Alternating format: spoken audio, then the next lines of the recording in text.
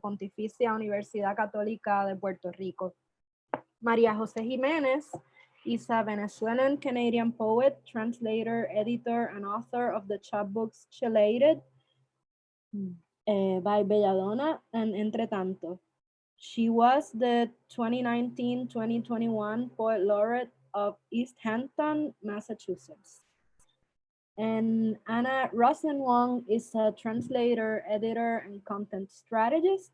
Her work has been honored with the Best Translated Book Award, the American Academy Poets Ambroggio Prize, and by the National Endowment for the Arts, the Banff International Literary Translation Center, and the American Literary Translators Associations.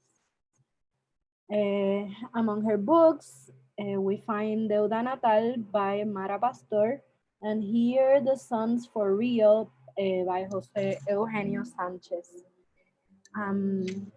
Without no more delay, let's listen to Mara and María José and Ana. Are you ready? We are ready.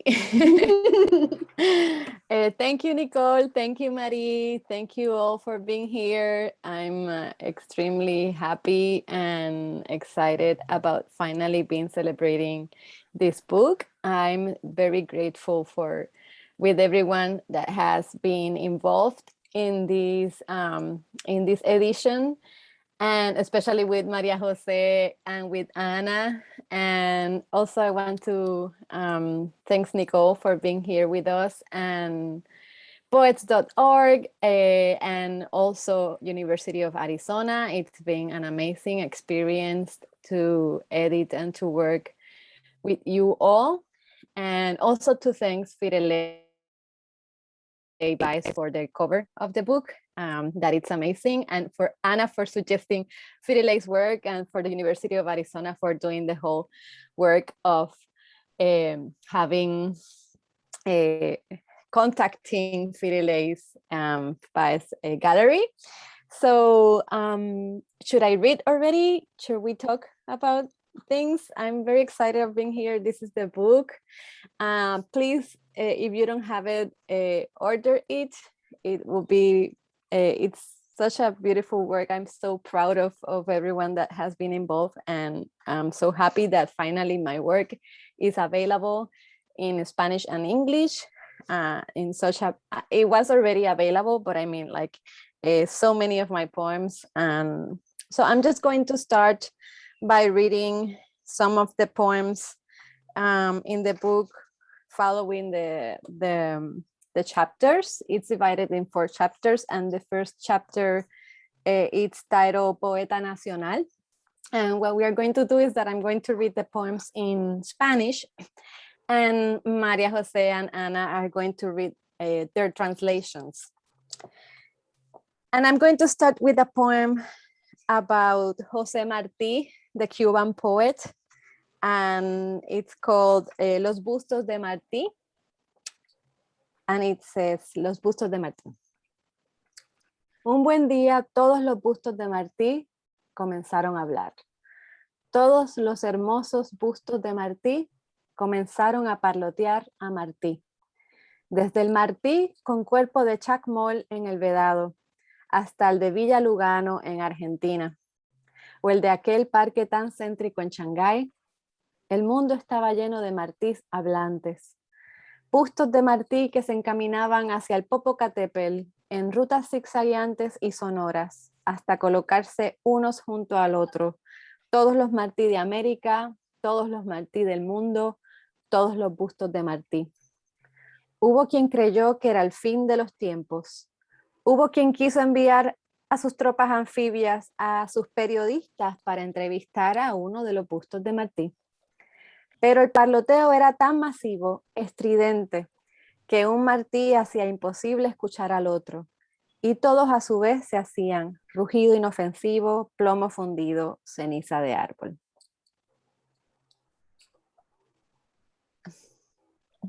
Gracias, Mara, and thank you everyone for being here. I'll read this in our English version. The Bust of Marti. One fine day, all the busts of Marti started talking. All the beautiful busts of Marti began to speak Marti. From the Marti with the chacmul body in Vedado to the one in Villa Lugano in Argentina, and the one in that park in downtown Shanghai, the world was filled with talking Martis.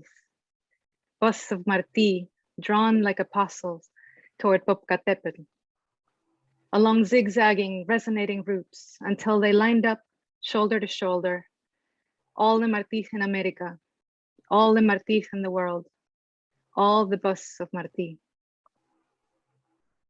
There were those who thought it was the end times. There were those who wanted to send amphibious troops, journalists to interview one of the busts of Marti. But the chattering was so immense, so strident, that every Marti made it impossible to hear the rest.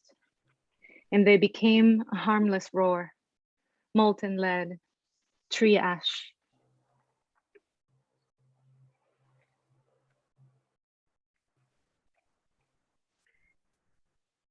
Gracias, María José. Es tan lindo también ver. I'm looking at so many people, mucha gente querida. Gracias a todos, bienvenidos a todas y todos los que están aquí hoy. Gracias por estar aquí. So now I'm going to read, well, this first chapter is titled National Poet. And well, it's a Poeta Nacional. And it's a chapter that it made me realize that I write a lot about the labor of the poet and about being a poet, something that I didn't realize until Anna selected the poems in the way she did. And I don't know if you want to say something about that at this point, Anna, or...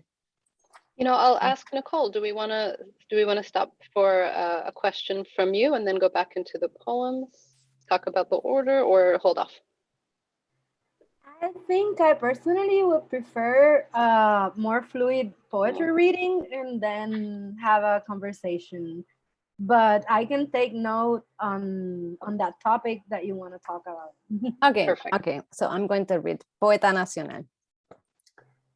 Si todo sigue así, si todos se van ahora que no hay agua, dinero ni coquíes, la isla será tomada por iguanas y leones marinos.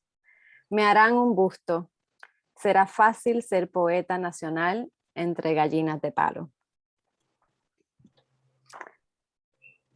Poeta Nacional. So I told Ana and Maria that I wanted to read this one. So I'm going to jump to the translation to read the translation myself.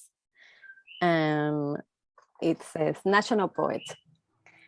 If everything stays like this, if everyone lives now that there's no water, money or coquís, the island will be taken by iguanas and sea lions.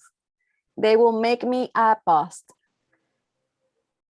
It will be easy to be national poet among a flock of lizards.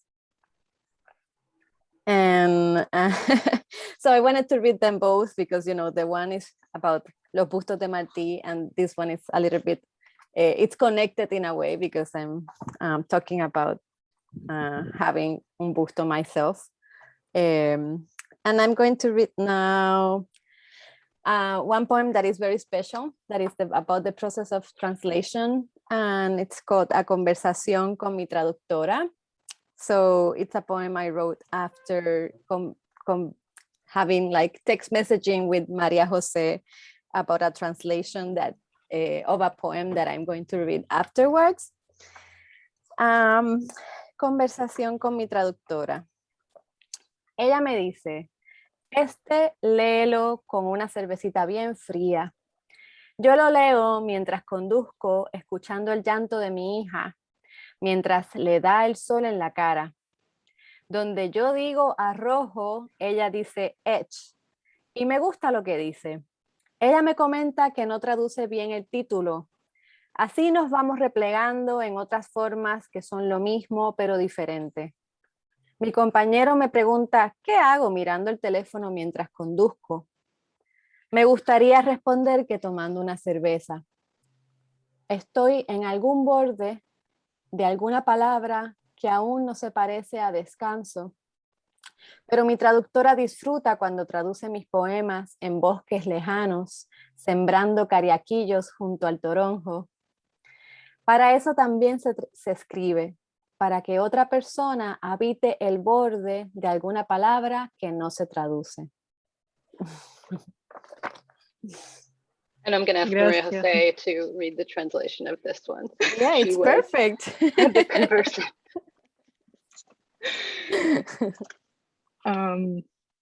I think this is one of my favorite poems in the collection. And just because it takes me to so many special moments with Ana translating other poems and with Mara and the fluidity of all these years working on this project and other projects. It's been so intimate, and I think this one is about that. Conversation with my translator. She tells me, read this one with a nice cold beer. I read it while I'm driving, listening to my daughter fuss with the sun on her face. Where I say arrojo, she says edge, and I like what she says. She points out that the title doesn't work in English, and on we go, folding ourselves into shapes that are the same but different. My partner asks what I'm doing, looking at my phone while driving. I'd like to tell him I'm drinking a beer. I'm on some edge of some word that still doesn't resemble rest. But my translator enjoys translating my poems in faraway forests, planting cariaquillos with lemon balm.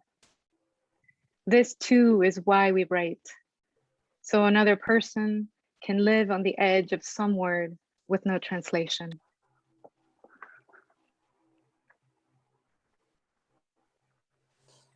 Thank you, Maria.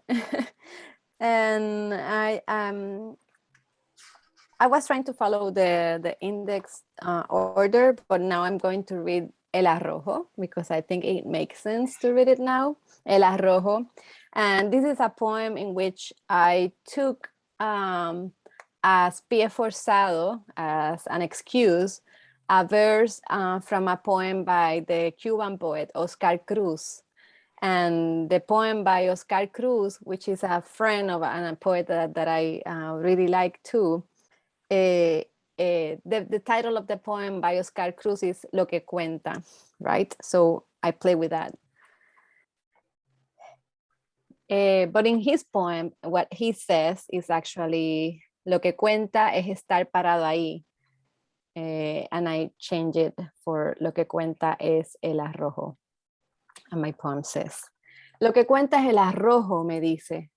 El arrojo no es lo mismo que ser arrojada, cosa que también me han dicho que soy, ni es lo mismo que arrojarse, cosa especialmente peligrosa en algunas geografías o cerca de ciertos puentes o personas. El arrojo, pensé, es frágil como un puente, frágil como el deseo de la que se arroja por una persona. Las palabras arrojo y amigo, escritas a mano, se parecen. Ser arrojada es una buena cualidad, me dice.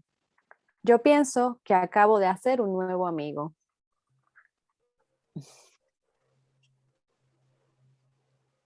Thank you, Mara.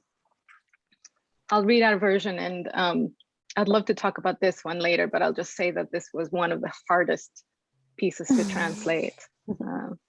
So thank you for everything you do with language and making our lives delightfully difficult.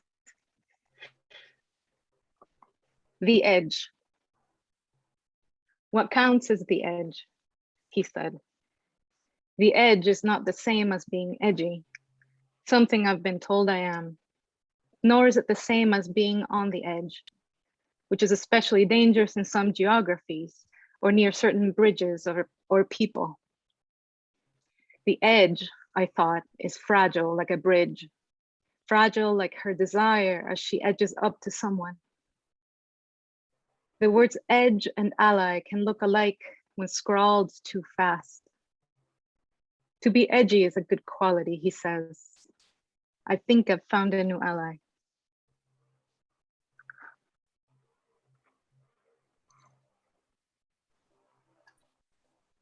So now I'm going to read Pájaro que cae. Han pasado cosas rotas, como si la muerte fuese un error que nos cae en la cabeza.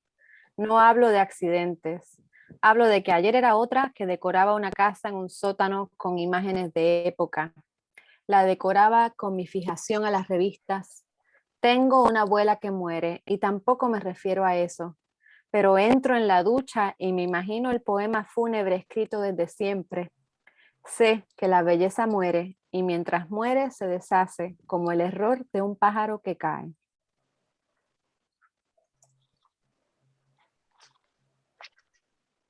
And I'm just getting the page on that. Okay. Falling bird. Broken things have happened, as if luck were a mistake that falls on our heads. I'm not talking about accidents. I'm saying that yesterday I was someone else, decorating a house in a basement with vintage images. I was decorating it based on my fixation with magazines. I have a dying grandmother, and I'm not talking about that either. But I get in the shower and imagine the funeral poem I've been writing forever.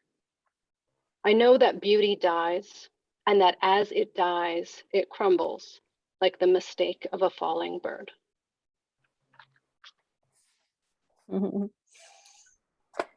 Gracias, Ana. Este se titula Falsa heladería. Ella me pidió una máquina para hacer helado. Cuando lo dijo, las clavículas pronunciadas empezaban a marchitarse, pero su piel era la carne misma del coco. Quería una máquina para hacer helado, venderlos en la urbanización y así pagar el mantenimiento de las casas que ya no habita. Nada importó haber regresado de una ciudad posguerra, remodelar los interiores de un pasado otomano. Nada importó, no había trabajo en esta isla. No importa hacerlo todo bien, dice su cuerpo. Yo quisiera decirle, la máquina de hacer helado lo arreglará todo.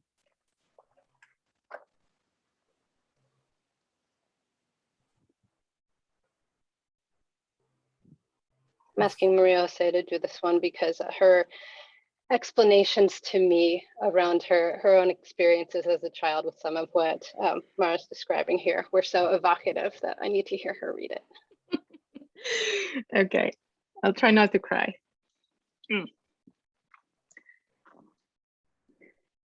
False ice cream shop. She asked me for an ice cream machine. When she said it, her prominent collarbones were beginning to wilt, but her skin was coconut flesh itself. She wanted a machine to make ice cream, to sell it in the neighborhood so she could pay for the maintenance of houses she no longer inhabits. It didn't matter that she'd returned from a post-war city to remodel the interiors of an Ottoman past. Nothing mattered. There was no work on this island. Doing things right doesn't matter, says her body. I wish I could tell her, the ice cream machine will fix everything.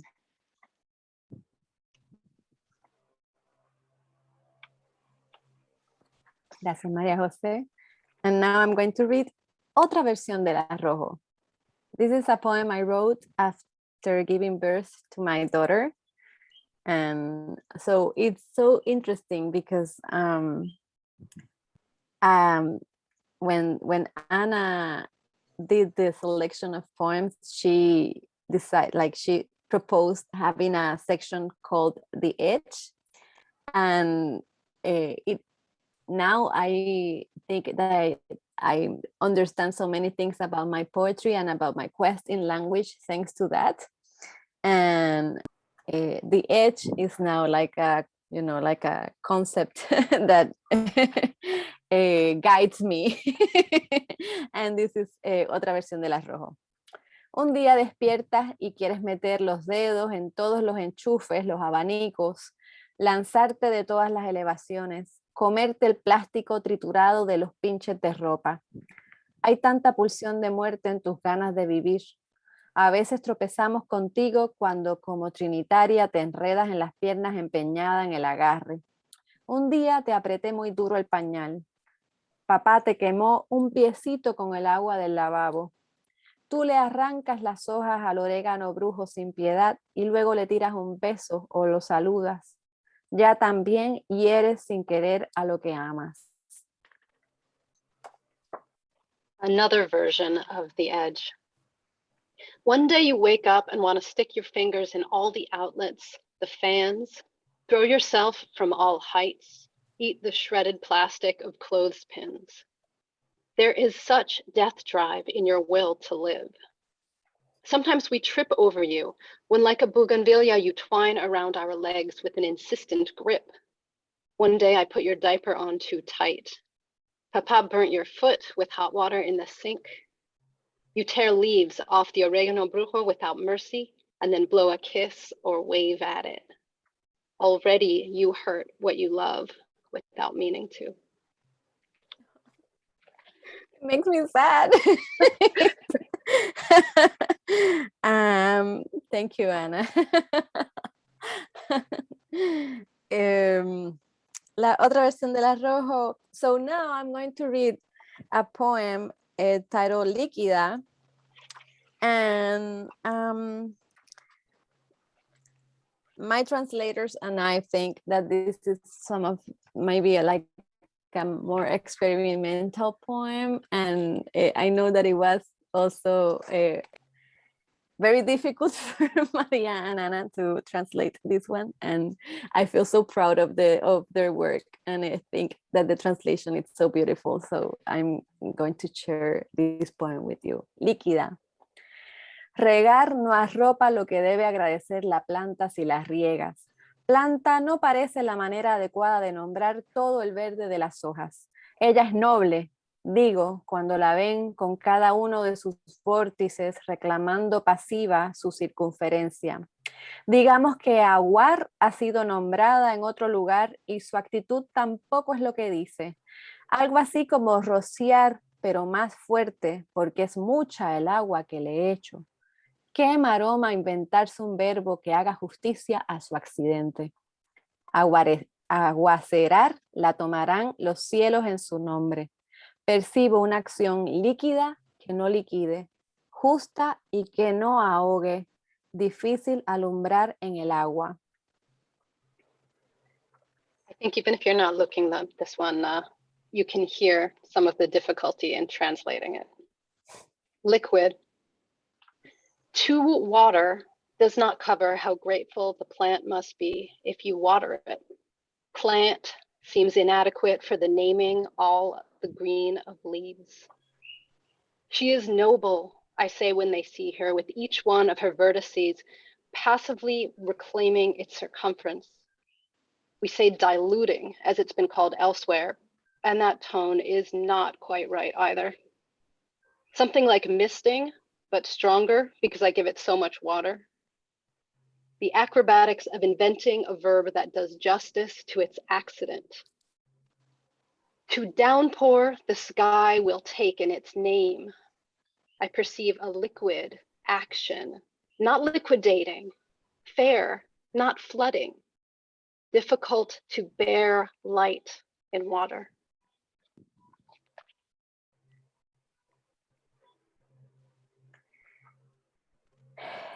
Thank you, Ana. And should I read some more poems or should we stop at this point to talk a little bit? What do you think? How do you feel, people that are here with us? Should we read some more or should we stop and talk a little bit about these poems we read? One more poem? One more poem. So I'm going to read a poem that starts the last section,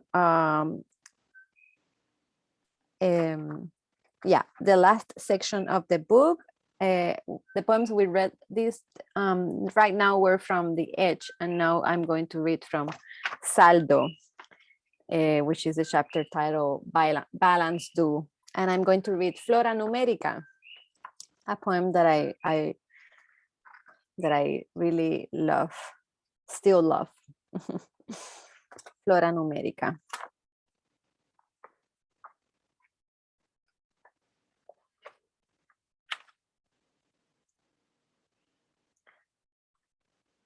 $163 de cada 1000 mujeres se llamaban Rosa en Alabama en el 1955. Una de ellas se sentó en un autobús que nos llevó a todas a un futuro de posiciones y museos, pero con una idea de justicia que rondaba las costuras de la automovilística. Hubo rosas que no contaron en el censo porque recién habían cruzado la frontera o habían germinado. Una niña que nació por cesárea y no lactó fue la última en llamarse Rosa en el 1989. Ese mismo año dejaron de nacer Rosanas. En la década del 80 se extinguieron las Rosario. En el 1990 ninguna niña se llamó Rosemary. En el 2005 una de cada 1000 mujeres en todos los Estados Unidos se llamó Rosa. Hay residuos del Big Bang en las rosas, residuos de radiación. Hay menos abejas en el planeta polinizándolas. Hay menos rosas.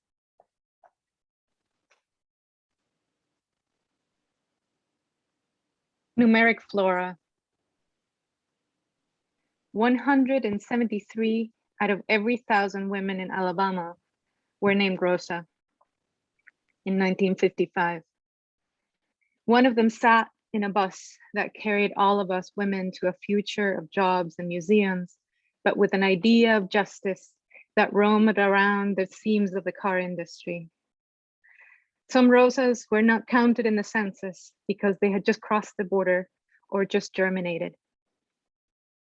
A girl born by cesarean who wasn't breastfed was the last one named Rosa in 1989. That same year, Rosanas stopped being born. In the 80s, Rosarios went extinct.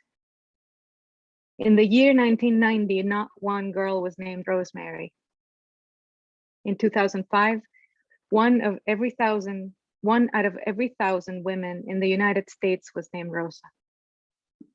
There is residue in the Big Bang in roses, residue of radiation. There are fewer bees on the planet pollinating those roses. There are fewer rosas.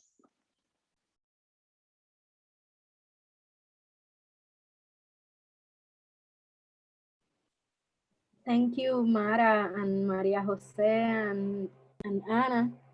It was a really beautiful reading, and I'm really hoping that after we have a conversation, we can listen to a couple more poems. Now we can start having a conversation about the putting together of this book and the process of translation. And the first question I sketched for you, I'm hoping that the three of you can answer. And as a reader of Mara's poetry from the beginning, I was really surprised and beautifully surprised to find a non-chronological anthology which proposes a new reading and a new structure that combines poems from all of Mara's books in a completely different and new order. And can you please talk about the logic and construction of this new book and what is built or created through edition as a curatorial process? I'll start just with I think that it's important to mention how we arrived at this book, to talk about why it is the way why it's structured the way it is. Several years ago, I got in touch with Cardboard House Press after Ana did a project with them, and they introduced me to Mara Pastor. I did not know Mara's work. I had never heard of her. And I ended up doing a chapbook of her poetry, and some of the poems you've heard tonight are in that chapbook as well. And as a result of that, I had already been collaborating with Anna, and she contributed greatly to editing those poems. And then we continued collaborating on more of Mara's work, and trying to get her published in English in various ways through different contests and submitting work. And we decided to apply for the Ambroggio Prize with a new reading of her work. We had translated Falsa Heladería in its entirety, which was not accepted when we submitted it to a couple of things, and we're like, well, why don't we just do something different? And this is how that book was born, after years of collaboration among the three of us, but proposing, like you said, a new reading that isn't necessarily bound to a specific collection or chronologically. And how did you come to this order? What were your guiding principles to build a new book, like from scratch with her materials? This is where Anna's brilliance as an editor. Anna's a brilliant poet and translator, and as an editor is really where I've just really enjoyed seeing her shine. And so if you could say more about that, because this is really your order. You're kind, and I will try, because the truth is my sort of like core creative, if those here probably understand how its creative identity is as an editor and a developmental editor. And so after years of doing that, a lot of it is instinct, and then after I've done it, I have to try to figure out why and articulate that. So, but I think I can in part. I mean, a part of this question of why it made sense for us to create something new was because of this work, our collaboration between the three of us over the years, and the ones that Maria Jose had started first and then brought me in on for feedback later, and then the ones that I had started or we had started together, and where Mara had come in, and as we've heard, written poems responding to us, and there was this constant sort of exchange and ebb and flow. And I was also seeing that in the poems, seeing Mara returning to these themes that weren't delineated in the collections that existed as such. And so I started playing with them, thinking about the ways in which some of the poems seem to establish the idea of the figure of the national poet, and trying on the idea of being the national poet and embodying something in that, and some leanings toward, like, ars poetica and around writing process. The writing process, like all of these things, turns up everywhere. These are not hard lines, right? And then moving from that, broadening the lens a little bit to the national part of that, and thinking more about Puerto Rico, and the Perishable Paradise series obviously set itself up, the 5 poems that are in here, they open the second section and set the tone for that section. And again, this theme of looking at that place. I don't think there's a poem in here that isn't at least in part about that, and the title gives this away, right? But it was a sort of a widening of the focus. The edge, I don't know that it's a direct progression from that, but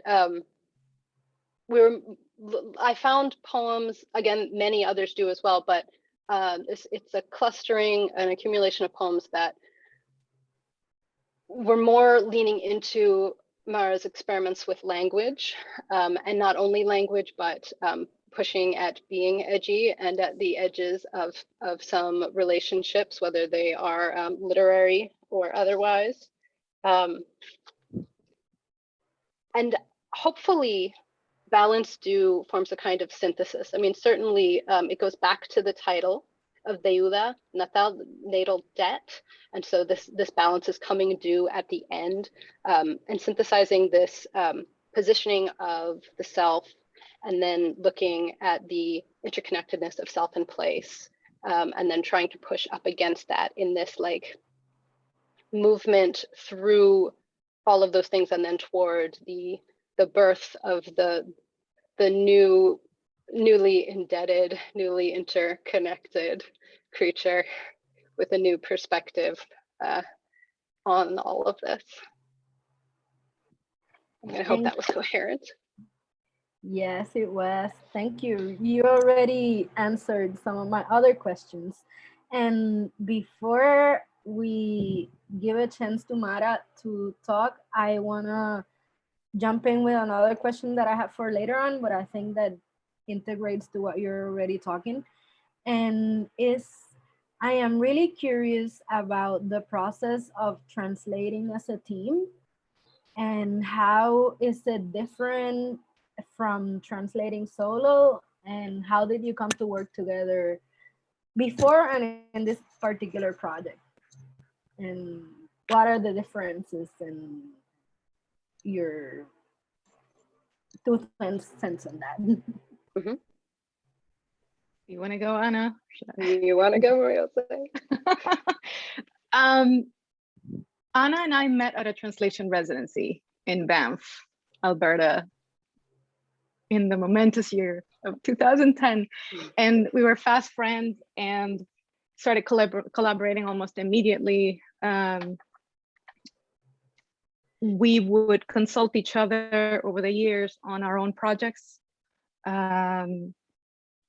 specific line level questions, as well as aesthetic choices, curatorial choices, contests, everything having to do with translation. And then from that, it expanded into editing projects and other even professional collaborations. But at one point, especially working on Mara's work, I couldn't see the line between my version and the version that we had created together.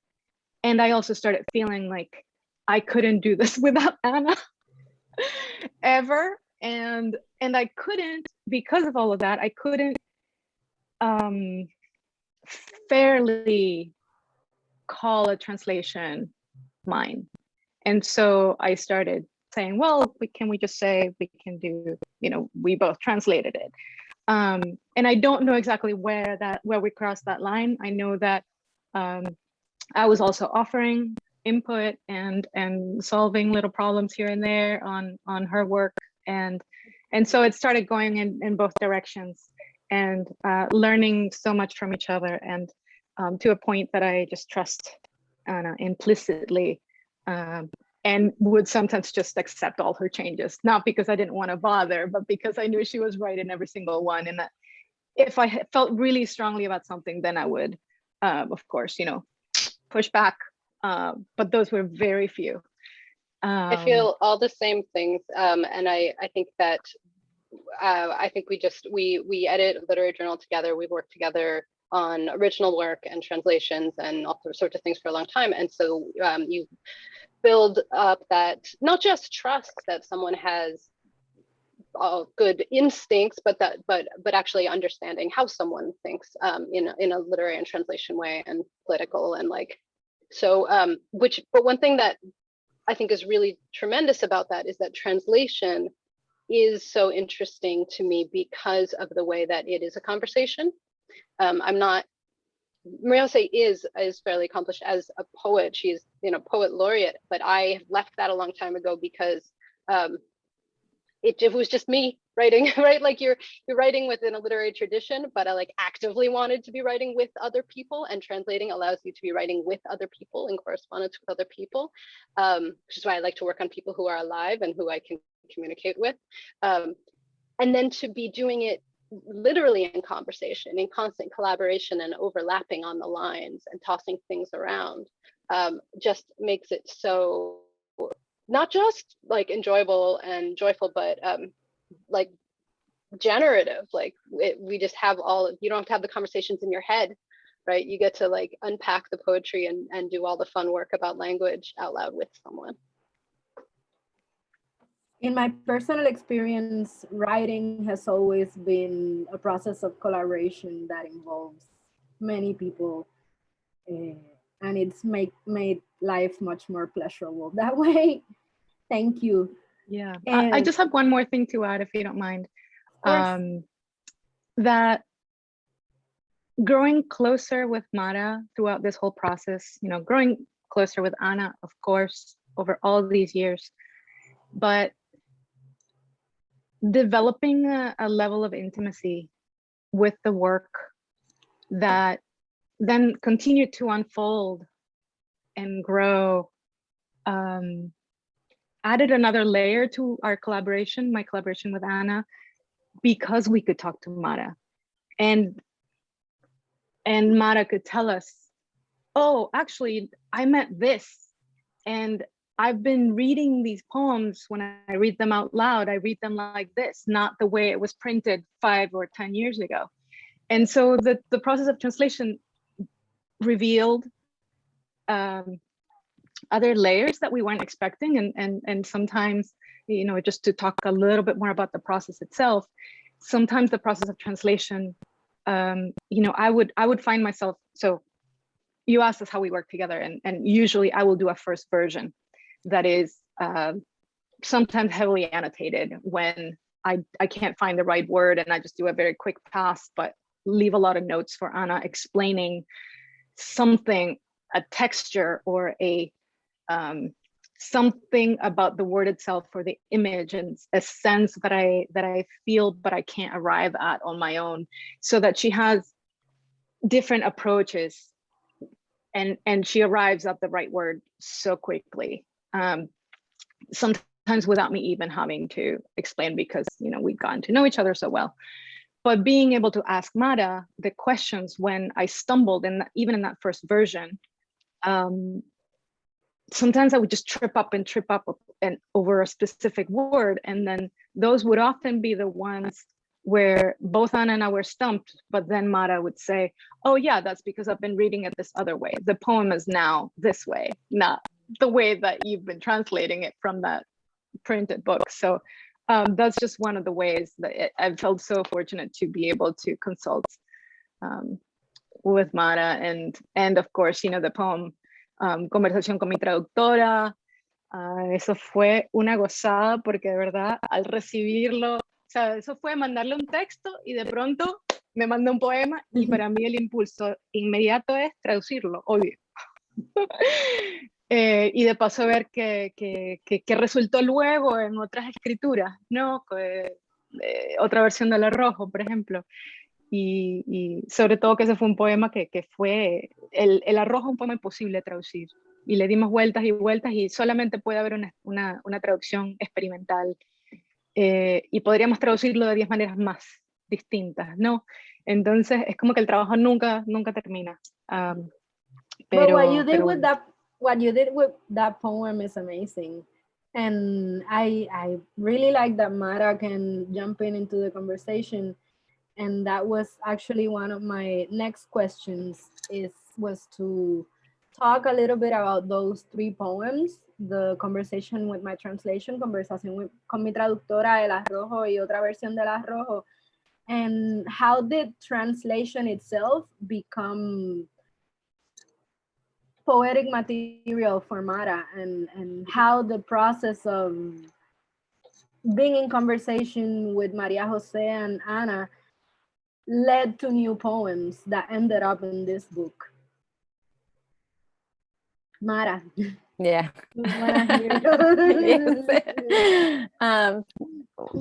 Well, I have so many things to say, and so motivated by everything that María José and Ana have said already. First of all, my friends know that I'm a gregarious person. I like people, and I like being surrounded by people, and so I felt that this was the perfect team for me, because it was all the time like a conversation, and it was like the trio dynamic was so fluid and so natural.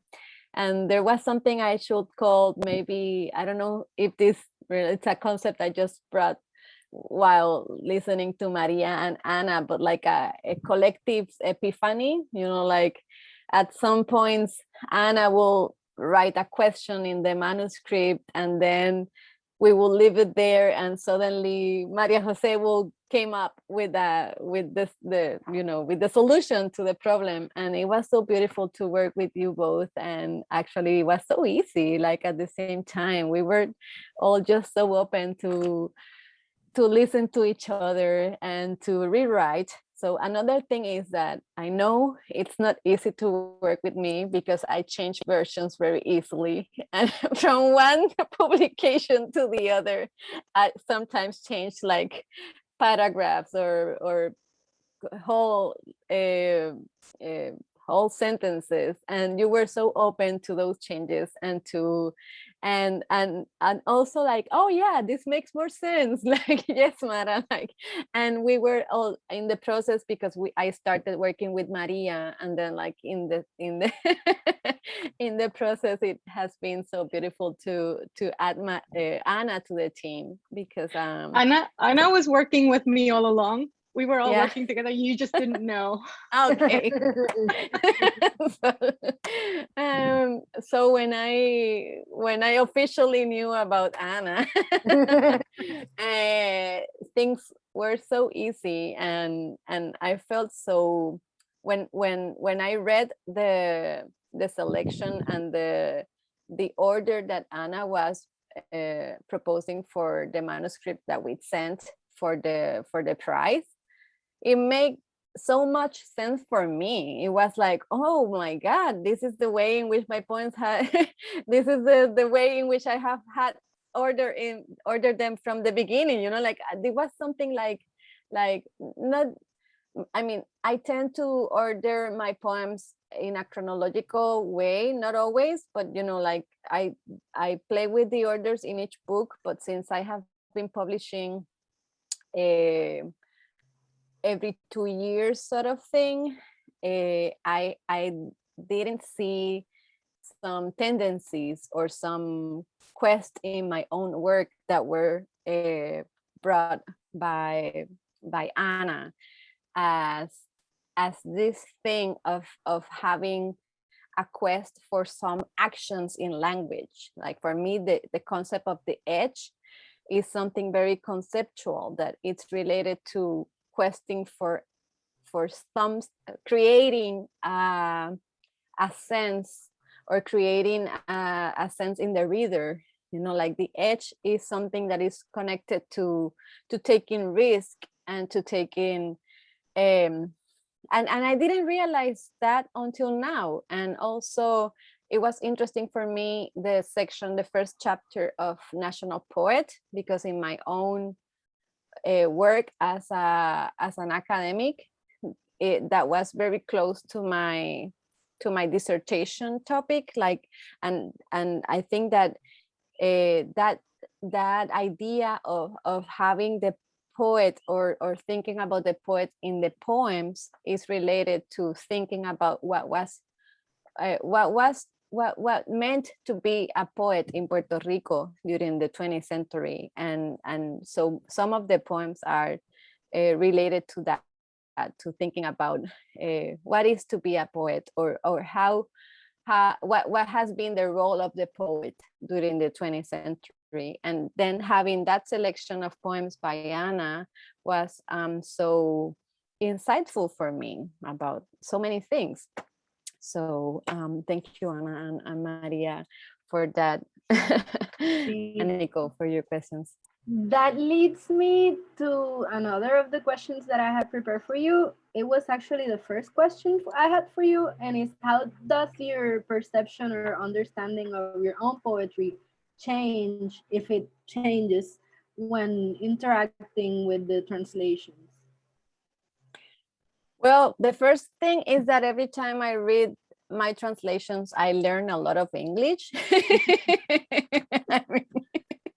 I'm not a native speaker, and I think that some of the that's one of the beautiful things about being Puerto Rican, a Puerto Rican poet, is that some of us can write in English as well, but it's not my case. So for me, it was like discovering like a different world, like, and at some point it was this sense of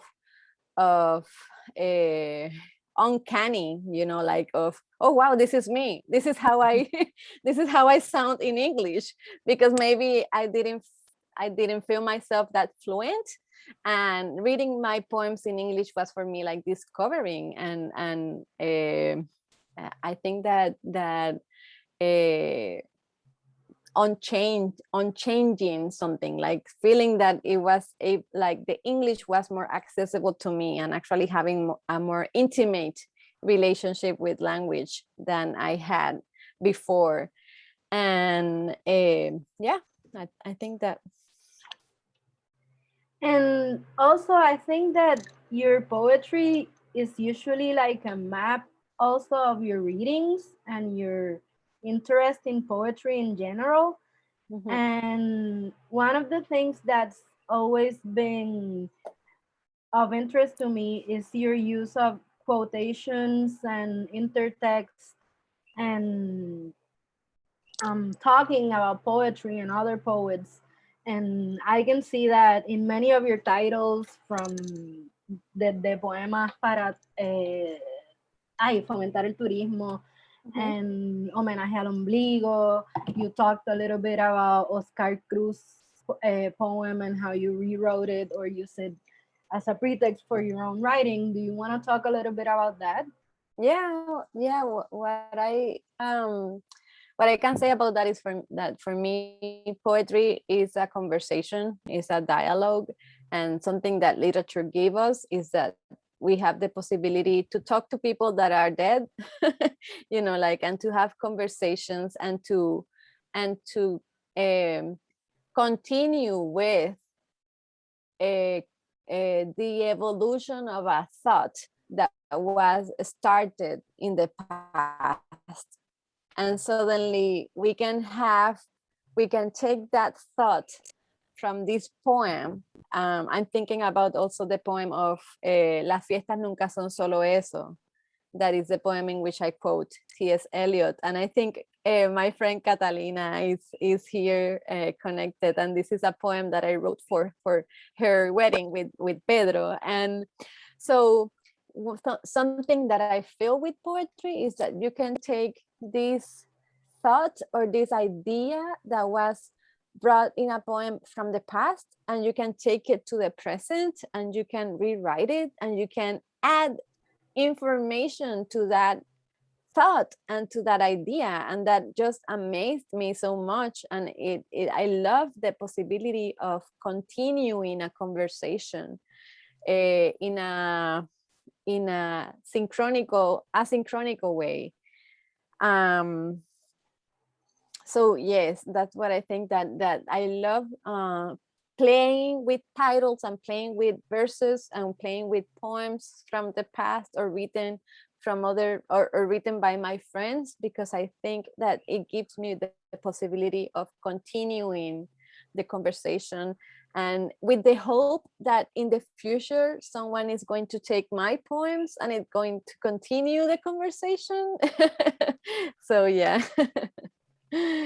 And this is a good segue for something I wanted to mention, that precisely on top of the richness of our collaboration, me and Anna, and with you, and seeing some of our translations lead to new texts in my own work as well. The concept of the edge is something that I hadn't named for myself, but I've taken that word to approach a liminality and islands as well. I didn't grow up on an island, but I grew up in the Caribbean, and I have lived on islands, and I have gotten so much from your work, and that adentrarse, no, en tu obra, that I have a whole small collection of poems that are directly about translating your poems and inspired by your poetry, and have lines of your poetry, and I have a title for a collection that's from one of your poems, and it's un bochinche, but it's just wonderful. So it keeps going. Qué lindo. Sí, súper lindo. And how did you come to to the edge, Maria, Jose, and Ana. You mentioned earlier that this was one of the hardest poems to translate from the collection, and I think it's such a beautiful solution to the challenge. And I would like to hear how did you finally come to this version. You worked on this one first, and you came to me Yeah. pulling your hair out. So do you want to? Yeah, it was. I'm really. I find difficult poems, things that are anything that's difficult to translate. I find it really appealing. I like a challenge, and this one was probably one of the hardest poems I've translated. I kept the feeling was more of like finding an opening to what arrojo could be and playing with it and then hitting a wall 3 lines in. It's like, oh, it's not going to work in this line. And then backtracking and leaving that aside and then finding another word. And edge was the only one that I could play with most pieces that reference arrojo or arrojada or arrojar, and that I could also play with the music and the sound and the sounds in my mouth. It just felt one potential translation. I had others, and this is the one that I felt potentially proud of showing Ana. It's like, okay, I'm not embarrassed to show her this one. And we kept playing with it together. Sharing what were other options for these verses? Ana, do you remember? That was a long time ago. That was years ago. And I really wish I had my notes. They are in my computer somewhere, but I don't want to take time finding them. It was 3 years ago, because the Yes. poem I wrote is when Isla was just born. It was just born, and she was a baby when I wrote the poem from the first draft you sent me. So it was 3 years ago. Yeah, I remember then playing the choice with of that word. Just that then the choice of that word, then is the next choice, ally, has to be predicated on something that could conceivably look the same on the page, right? So we had to make a decision about the first before we could begin to figure out where that would go. Go ahead. What were you gonna say? No, I think I was just going to say that we played, I don't remember the specific words, but I remember playing with the idea of arrojo and either bridges or precipices, like where you could toss something off, or being arrojada, like I felt the movement of being just forward, and out there and about to fall off an edge. And that's how I arrived at the edge, because I was playing with all these other things that were completely ridiculous and not poetic at all. But yeah, I'm so glad that it led to so much more. Thank you. I have one last question, and it's sort of like an editorial burning question or curiosity I have as an editor myself, is how did you decide to have the original poems and the translations as separate units in the book instead of choosing a side-by-side edition of the translations? So when Maria Jose and I met at Banff, we were there with Pura Lopez Colomé, and she is a genius and a wonderful mentor. And I had already, I know that you did also, Maria Jose. I already had feelings that I couldn't fully articulate about doing the facing page translations. And sometimes it's fun and interesting to look at it that way. But I also felt like there was something about the experience, the integrity of it that was disrupted. And she was very influential, the way that she put it about how she refused to have her poetry published that way because it made a spectacle of the process of translation and made people second guess the translation. And as like an exercise, that's delightful, but she wanted people to be reading her poetry in her words, and then she wanted them to be reading it in her translator Forrest Gander's words. And, you know, if they then wanted to perform some sort of an exercise as a trans, that's great, but that's different than the experience of her poetry, which resonated deeply with me. Thank you. I don't have much to add, except I have very strong feelings about facing page volumes. I find it very distracting as a bilingual person and as a translator, as an editor. I can't focus on reading one or the other. I'll just constantly go back and forth, and then it's not reading and it's not, you know, sinking in. This allows you to just really take each work in its own right, and to read it from beginning to end without being pulled out by, oh, I wonder how they did this, or being like, oh, this is terrible, you know, or whatever. Which is what I do when I read bilingual editions that are facing page. I think readers do that anyway, but maybe not in the same way. It's less tempting to less tempting. go to that mindset. Well, that's something I learned from Maria Jose and Ana, because when we were asked, I thought about the option of having it side to side, because it's what I was more used to in the Spanish speaking world, translations, you know, like in the translations from the Spanish speaking world. So I was like, oh no, but it makes more sense for me just as an option to have them side by side.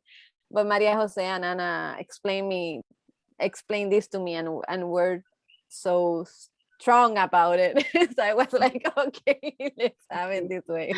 One last piece about it that I felt really strongly about was that because this book proposes a new order, and this book doesn't exist in Spanish without the translation, having them together in a book, but, you know, hanging out together without doing this, it was just more respectful in a way, and to allow that book in Spanish to still exist from beginning to end in this new reading of Mara's work.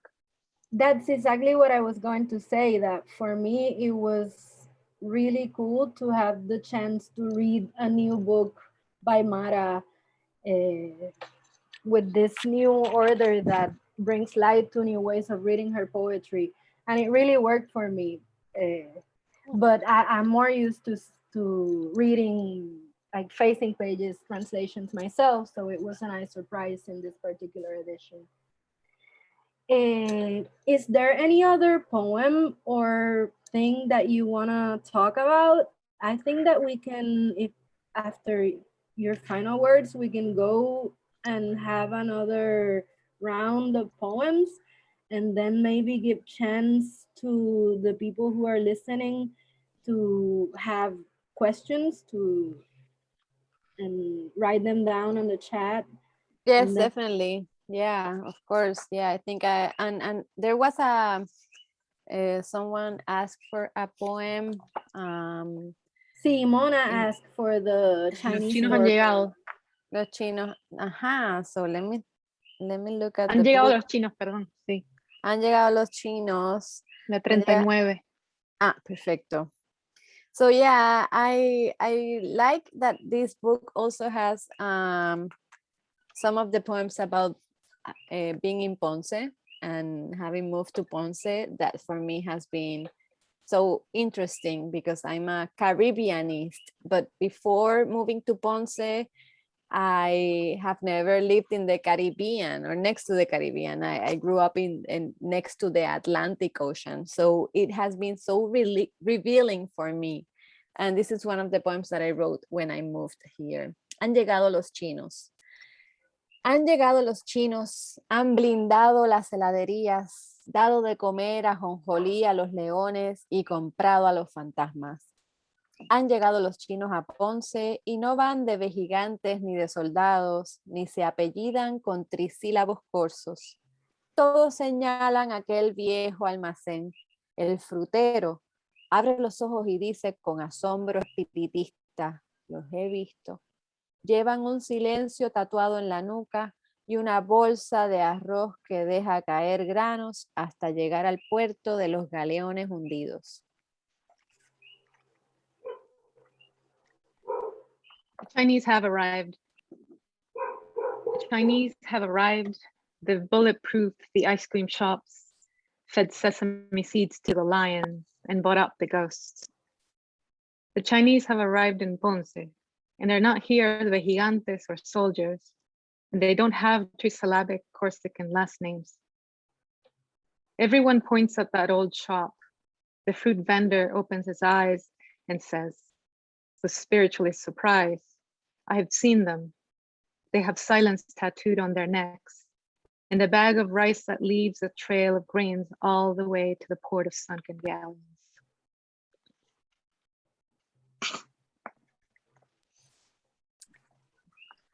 Este se titula Velatar en el Cineclub. Lanzaba imágenes en los bosques de Hungría, susurraba con las muelas los nombres de las películas más hermosas. Se fue como un día su novia se fue de su casa, aquella pajarera en Finsbury Park. Se fue como se iría una guerrera mosí de algún poblado en guerra. Supe entonces que le tiraba la plancha y la licuadora a su novia, a ella, que viajaba sola hasta Burkina Faso, que dibujaba pájaros salvajes. Mi amigo le pegaba a su novia. No supe en qué músculo enterraba su violencia de montes Urales. Recordé el día en que llegó alegre con aquel tatuaje de sirena afable y aquella vez que vimos la película de Velatar en el Cineclub. Secuencia silenciosa en tiempo real, cadáver de ballena en una carpa itinerante a la que entra un hombre pequeño y aterrado. Se han llevado a los amigos y el hombre entra en la carpa para ver el ojo de la ballena muerta, otro mundo imposible. That poem breaks my heart. It's one of my favorite ones. Thank you for reading it. It's for you. Belatar in the film club. Oh, No, sí. he projected images in the forests of Hungary. He muttered between his teeth the names of the most beautiful films. One day, his girlfriend flew the coop, that birdhouse in Finsbury Park. She left like a mossy warrior leaving a village at war. That's when I learned he used to throw the iron and the blender at his girlfriend. She, who traveled alone all the way to Burkina Faso, who drew wild birds. My friend hit his girlfriend. I never found out in what muscle he buried his Ural Mountain violence. I remember the day he arrived, cheerful, with that tattoo of a friendly siren, and that time we saw the movie about Belatar in the film club, silent sequence shot in one take, whale corpse in a traveling tent, a short, terrified man enters. They've carried off his friends, and the man enters the tent to see in the eye of the dead whale another impossible world.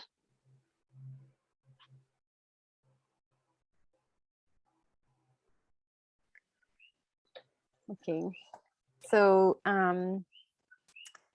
this poem is titled Jeep Cherokee, and I want to dedicate this poem to my father.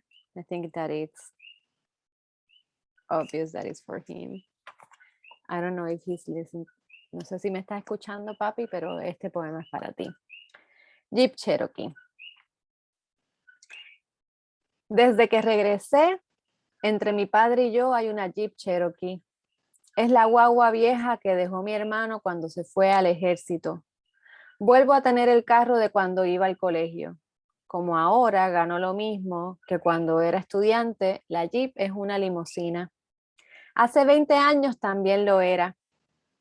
A mi padre, que tiene 76 años, le gusta que yo tenga algo suyo, algo que solo él sabe reparar. Le cambié el aceite. No confíes en ningún mecánico. No es el radiador.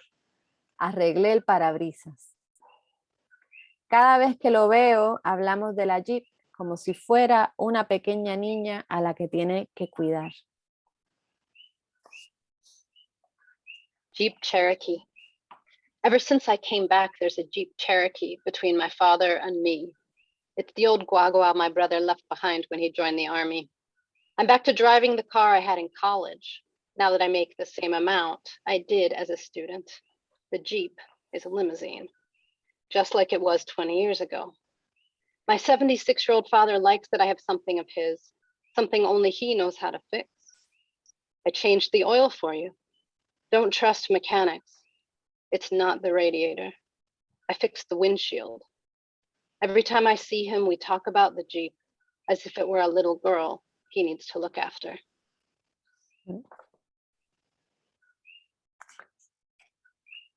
And so now I'm just going to read 2 more poems. If you have any poems that you would like me to read, y si tienen algunas, ¿verdad?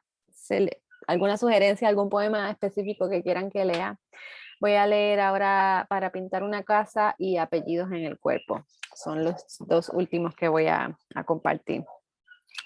Apellidos para pintar una casa.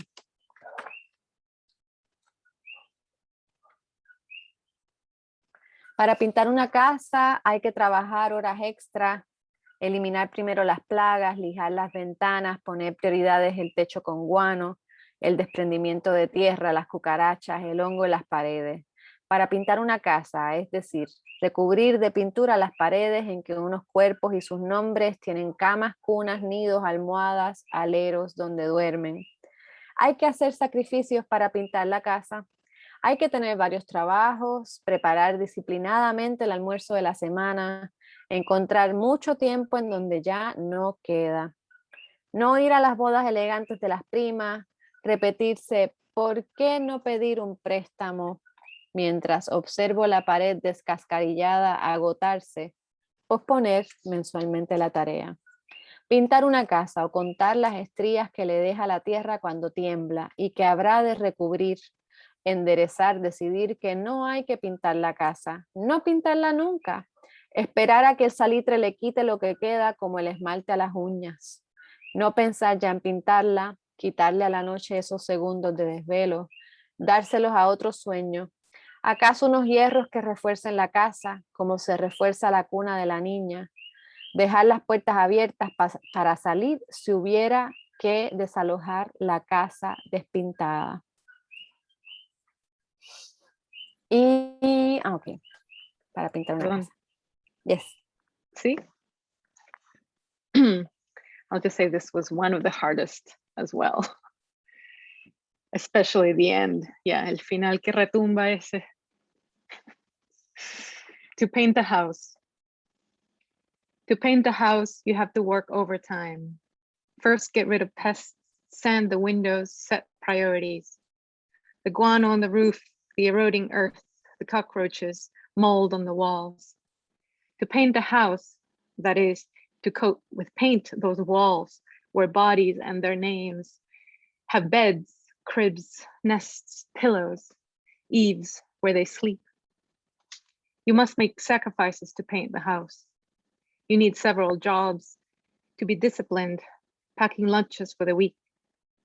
Make ample time where there is none. Skip your cousin's lavish weddings. Repeat to yourself the reason you won't ask for a loan. Meanwhile, I wear myself out, staring at the peeling wall. Postpone the task another month.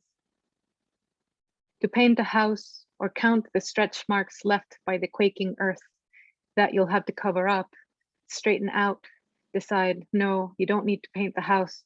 Don't ever paint it. Wait for the salt to strip what's left, like chipping nail polish. Stop thinking about painting. Steal back those sleepless seconds from the night. Give them to another dream. Perhaps some rebar to shore up the house like you shore up your daughter's crib, leaving the doors open to get out in case you need to evacuate the house stripped bare.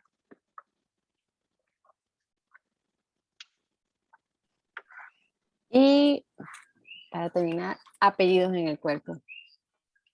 En el 1837, William Montgomery creyó ser el primero en descubrir las glándulas areolares que pueblan ahora mis pezones llenos de leche. Desde entonces les decimos tubérculos de Montgomery.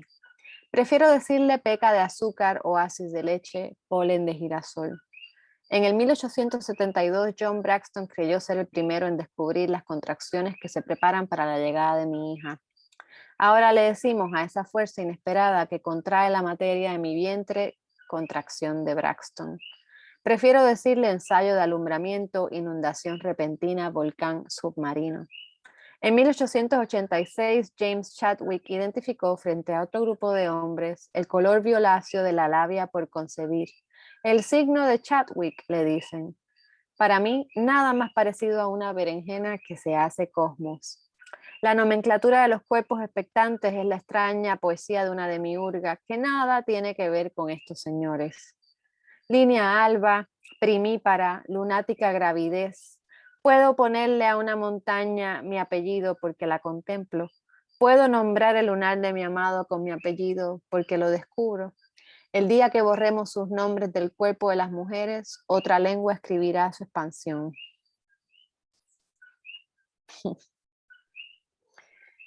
And of course I can read it. Sí. Last names on the body. In 1837, William Montgomery believed he was the first to discover the areolar glands that now populate my milk-filled nipples. Since then, we call them Montgomery tubercles. I prefer to call them sugar freckles, milk oases, sunflower pollen. In 1872, John Braxton believed he was the first to discover the contractions that prepare me for my daughter's arrival. Now we call that unexpected force that contracts the matter of my womb a Braxton contraction. I prefer to call it birth rehearsal, flash, flood, underwater volcano. In 1886, in front of another group of men, James Chadwick identified the violet color labia turn before delivery. Chadwick's sign, they call it. For me, it resembles nothing more than an eggplant that becomes the cosmos. The nomenclature of expectant bodies is the strange poetry of a demiurge that has nothing to do with those gentlemen. Linea alba, primipara, gravid lunacy. Shall I give a mountain my last name because I gaze at it? May I name my lover's mole after myself because I discover it? The day we erase those names from women's bodies, another tongue will write their expansion.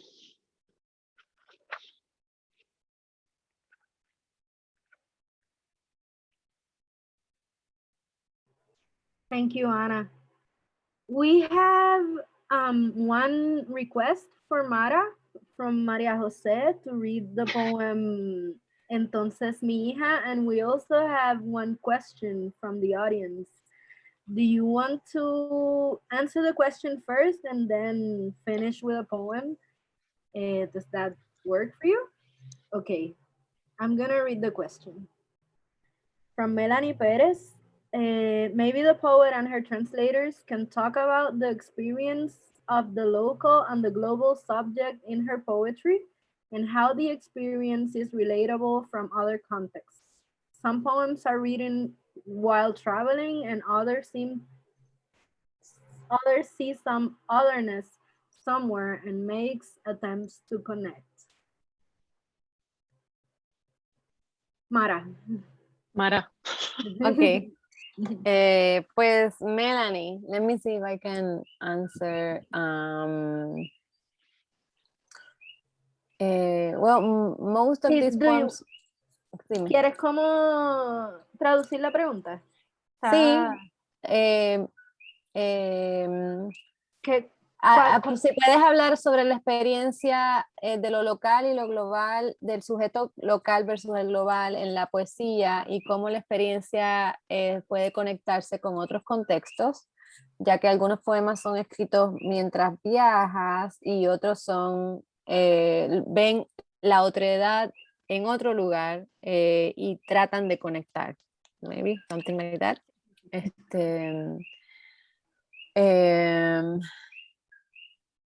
Let me see how can I answer that. Bueno, muchos de estos poemas fueron escritos desde la experiencia de ser de estar en la diáspora.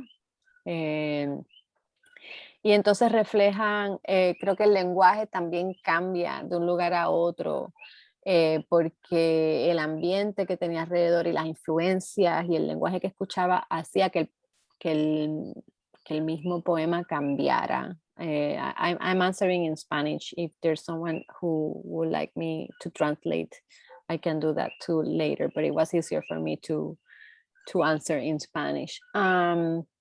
Entonces, creo que eso es algo que definitivamente ayuda a que conecte con María José y con Ana. En el caso de María José, al ella misma también haber migrado de Venezuela a Estados Unidos, a Canadá, ¿verdad? Creo que eso nos ayuda a conectar y que algo de eso, ¿verdad? Ha sido esencial en nuestro proceso. Y en el caso de Ana, el hecho de que Ana haya sido traductora también de poetas mexicanas como Rocío Cerón y que México haya sido un lugar en el que yo pasé tanto tiempo, creo que eso también ayudó a que Ana entendiera como algo en el nivel sutil y profundo del lenguaje en mis poemas, ¿verdad? Como de algunas referencias y de algunos contextos y de citas que yo incluía, ¿verdad? Y pues ahora mismo yo me siento en otro momento que es como la hoja inversa en la que evito viajar. Ahora estoy en otro momento muy diferente en el que mi voz está muchísimo más localizada y busca quedarse lo más cerca posible. Entonces a mí me parece interesante ver esta voz mía en esos poemas como eso, como una voz viajera y como una voz que estaba expuesta a esa vulnerabilidad, y ahora entender cómo lo que busco es todo lo contrario, ¿verdad? Y es como buscar la localidad y buscar el moverme lo menos posible, para bien y para mal. Más para bien y para mal. Yo me identifico mucho con ese proceso también. Creo Sí. que hemos vivido caminos bien parecidos y que se reflejan en nuestras escrituras. Exacto. And that's really, sorry, go ahead. Sí, quería darte la palabra a ti, decir si querías decir algo. Sí, and I'll say in English, I won't translate what you said, but I think this speaks exactly to that, because I being a traveler, being a migrant, being displaced, and not being able to go back like you have, I feel like I lived through your experience in some ways. And partly, well, much of what drew me to your work was seeing myself and your experiences, having lived and studied other places, and writing about the earth. Like your work is so of the earth and of the body, and telúrico, ¿no? Del cuerpo, la tierra como un cuerpo, el cuerpo como una, ¿no? El planeta, that vulnerability to what happens to this body and the bigger body we're on. Just that movement that your poems draw so clearly were what struck me from the beginning and continue to strike me as saying something for me that I can approach in other ways, but by translating your work, I'm able to also say it. And a lot of that is that in-betweenness, right? The being somewhere else, not being from there, bringing your perspective, and then bringing something back when you go somewhere else, or when you return. And the idea of return is as present in your work, I think, as the concept of the edge. That, you know, whether it's a return to the earth, or you know, un animalito, no, el saltamontes, that grasshopper. It's just like coming face to face with that vulnerability, with our own mortality, and finding those simple moments where we make that connection, and then move from that to the next thing we have to do. So thank you. I think we can start rounding up the evening, and Mara, can you read the Yeah. poem. I'm going to read. Yeah, this is also the last poem from the book, and it's a poem that I wrote before the pandemic, I have to say, because now it sounds like a prophetic in a way, and it's something that I cannot explain. It's called Entonces mi hija. Here I'm also playing with a voice that I discovered in Mark Strand poems. Mark Strand is a poet that I like a lot, and he has some poems about translation that have this very like uncanny voice that is like his son in a way. So I took that voice, that weird voice that is anachronic, because it's the voice of my daughter from the poem, but it's not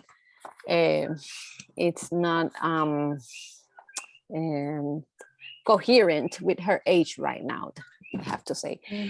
Entonces mi hija se viró hacia sus juguetes y dijo: los primeros que se darán cuenta son los que velan el aire. Los que sobrevivan se alejarán de las máquinas y se meterán a los pocos bosques que queden. No enviarán más nunca un mensaje de texto ni a sus hijos a la escuela, pero cantarán y harán duelo, como quien siembra semillas de aguacate en palillos de diente. Hablarán de metales pesados en el aire, se acordarán de los nombres de las nubes, leerán el sol en la sombra de los troncos. Thank you. Now, do you want to read this one? I know you're. Anna. I mean, I love it. It's one of my favorites. I know why you put it at the end, and I'd love to hear you read it. Thank you, sweet. Then my daughter turned to her toys and said, the first to realize will be those who watch over the air. Those who survive will stay away from machines and retreat to the few remaining forests. They will never send another text message or their children to school, but they will sing and mourn the way one sprouts avocado seeds on toothpicks. They will speak of heavy metals in the air. They'll remember the names of clouds, read in the shade of tree trunks. Gracias, Ana. Well, thank you, Mara, and thank you, Maria Jose. I think that Maria Herrera has some final words for us tonight. Well, I'm trying to get myself together here because, man, that was some poetry tonight from all of you. Amazing reading. Thank you. Thank you so much for sharing your time with us. We know that it's valuable, and we really appreciate you allowing us to hear you all read and to share your time. Mara, thank you. Beautiful, beautiful poetry. And Maria Jose and Ana, your translations. Nicole, your questions were so wonderful because I feel like we all are now leaving with a really amazing sense of the act of translation and everyone and how y'all work together. It's pretty beautiful. And I think it's kismet, all of you together for this book. Really appreciate it. Just a formal thank yous again from the University of Arizona Press family and from our, we could not do these virtual programs without our University of Arizona Libraries family as well. And of course, the Academy of American Poets and the Ambroggio Prize, of which Deuda Natal is the 2020 winner. We are thankful that with all of this coming together, that we are able to have this wonderful book. Nicole, thank you for your time today too, and the wonderful questions and conversation you steered us in. Yeah, thank you, Nicole. Thank you, Maria, Jose, and Ana. Really, it's been very special for me. And thank you all for coming. And yeah, and thank you University of Arizona Press for doing this with us. It's our honor, our honor. Mm. Seriously, we appreciate it. Again, thank you. Somebody has to say it.